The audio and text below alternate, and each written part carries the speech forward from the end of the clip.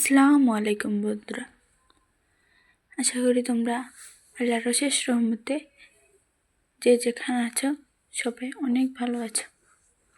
আল্লাহর অশেষ রহমতে আমিও অনেক ভালো আছি।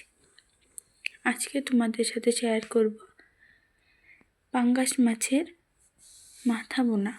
এই মাথা বোনাটা যে কেউ ঘরে রান্না করে হাজব্যান্ড, সন্তান যাদেরকেই খাওয়াবে তারা আবার বলবে আরেকবার পাকাও, আরেকবার পাকাও, আরেকবার রান্না করো, আরেকবার রান্না করো। সবার সাথে শুধু প্রশংসাই আর প্রশংসাই পাবে। আমার পাঙ্গাস মাছের মাথাটা ফ্রিজে রাখা ছিল, তাই আমি বরফ ছাড়ানোর জন্য পানিতে হালকা কিছু সময় ভিজিয়ে নিয়েছিলাম। তারপর এটাকে একটা বটির সাহায্যে কেটে এগুলোকে টুকরো করে নিয়েছি। ঠিক এইভাবে ছোট সাইজ করে টুকরো করে নেবে। তারপর এগুলোকে সুন্দরভাবে ধুয়ে নিতে হবে।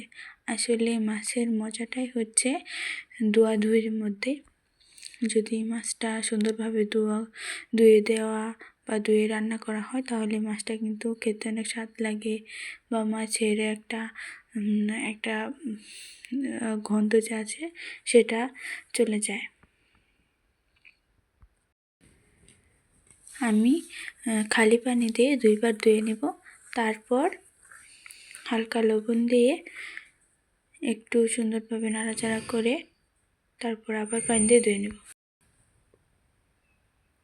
এই তো আমি লবণ দিয়ে ধুয়ে নেব। ধুয়ে নেওয়ার পরে আমি এগুলোকে রান্না বসাবো। আসলে সবসময় কিন্তু মাছের মাথাটা তরকারি রান্না করে এমনি মাছের সাথে রান্না করে খেতে ভালো লাগে না। একদিন এইভাবে রান্না করে বাড়ির সবাইকে খাওয়াবেন, দেখবেন আশা করি সবাই অনেক ভালো এবং প্রশংসা করবে। একবার ট্রাই করেই দেখতে পারেন। আসলে আমার হাজব্যান্ড তো এই মাছের কালাভুনাটা করলে আর কিছুই খেতে চায় না, শুধু এটা দিয়ে ভাত খেয়ে নেয়। আসলে পেঁয়াজ কাটাটা কিন্তু অনেক ঝামেলা আছে, চোখ দিয়ে পানি পড়ে যায়। আসলে আমি তো পেঁয়াজ কাটতেই পারি না, বিশাল একদম চোখ দিয়ে এত পানি পড়ে। তো আর করার কি, বাড়ির বউ, বাড়ির গৃহিণী, যার হাতে সব কিছু, তারই তো সব কিছুই করতে হবে, তাই না? তাই আমি পেঁয়াজগুলো কেটে নিয়ে এবার রসুনগুলোকে কুচি কুচি করে নিচ্ছি। পেঁয়াজ রসুন সবগুলোকে সুন্দর করে কুচি কুচি করে আমি কেটে নেব। পেঁয়াজ রসুনগুলোকে আমি বেটে দিলাম না, কুচি করে দিলাম, এই জন্য যাতে ভালো একটা স্মেল আসে। আসলে আমি কতটা বলতে পারছি, কতটা তোমাদেরকে দেখাতে পারছি সেটা তোমরাই ভালো জানো। প্লিজ আমার ভিডিওটাতে একটা লাইক, কমেন্ট, শেয়ার করে প্লিজ সাবস্ক্রাইব করে দিও। আমি তোমাদের সাথে শেয়ার করি, অনেক কষ্ট হয় একটা ভিডিও বানাতে। প্লিজ একটা লাইক, একটা কমেন্ট, একটা সাবস্ক্রাইব করে আমার পাশে থেকো। আমি এগুলো কেটে নিয়েছি, এবার একটা বাটিতে এগুলো রেখে দেব।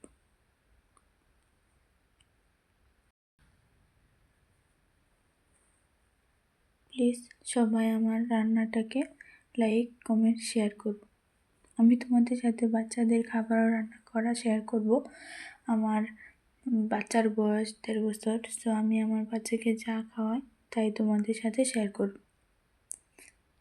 অবশ্য সব কিছু শেয়ার করতে পারবো না, যতটুকু করতে পারবো ততটুকু তোমাদের সাথে শেয়ার করব। প্লিজ লাইক করো, কমেন্ট করো, প্লিজ সাবস্ক্রাইব করে দিও।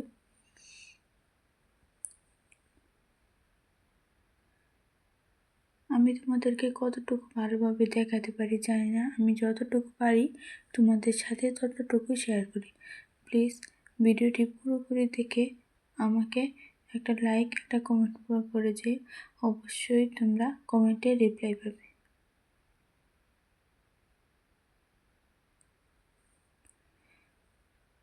আমার পাশে থেকে সবাই আমাকে সাহায্য করো, আমরাও তোমার পাশে থেকে তোমাকে সাহায্য করব।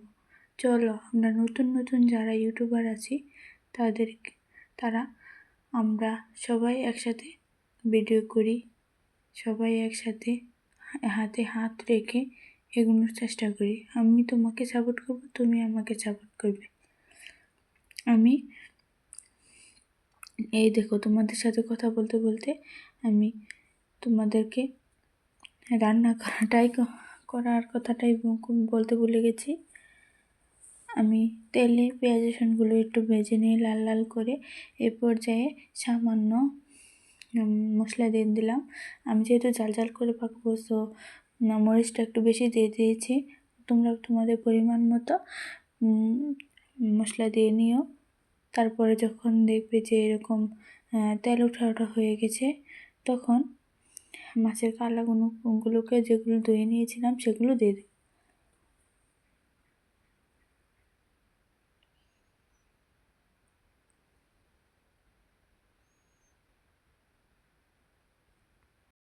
এর পর্যায়ে সবগুলোকে নেড়ে চেড়ে মশলার সাথে মিশিয়ে হালকা একটু পানি দিয়ে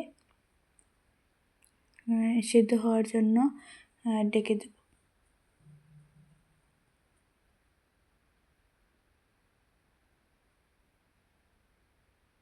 আসলে আমি তোমাদের সাথে ততটাও কথা বলতে পারি না যতটা মানে বলা উচিত, তবে আমি যথেষ্ট চেষ্টা করি।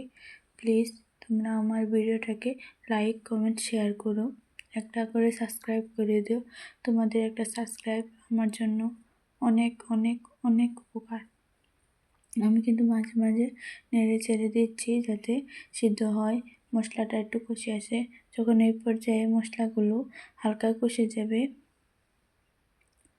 তেল ওঠা ভাব হয়ে যাবে, লেগে যাবে, তখন তোমরা এটাতে পানি দিয়ে একটু ঝোল দিয়ে নেবে।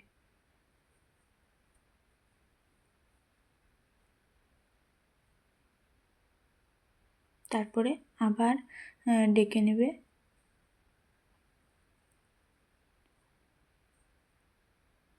ডেকে এটাকে আমি রান্না হওয়ার জন্য রেখে দেব 10 মিনিট। আমি চুলার আঁচটা অতটাও বাড়াইনি, হালকা কমিয়ে দিয়েছি। আস্তে আস্তে এই রান্নাটা হলে খুব মজার হয়।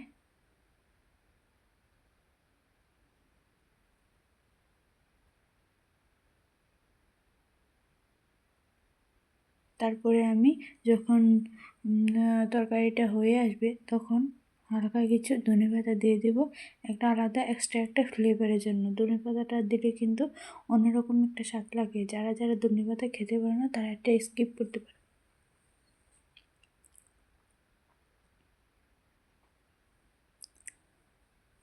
অবশ্যই একদিন বাসায় এই রান্নাটা ট্রাই করবে। আমি আশা করি তোমাদের কাছে অনেক অনেক ভালো লাগবে।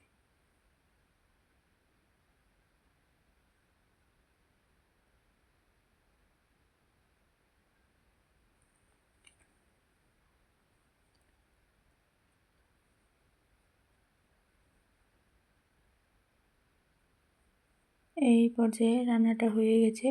আমি হালকা একটু নেড়ে চেড়ে তরকারিটাকে নামিয়ে তোমাদের সাথে শেয়ার করব। এত সুন্দর হয়েছে যে কিছু বলার নেই। এটা একবার শুধু রান্না করে ভাত দিয়ে অথবা রুটি দিয়ে তোমরা যা দিয়ে খেতে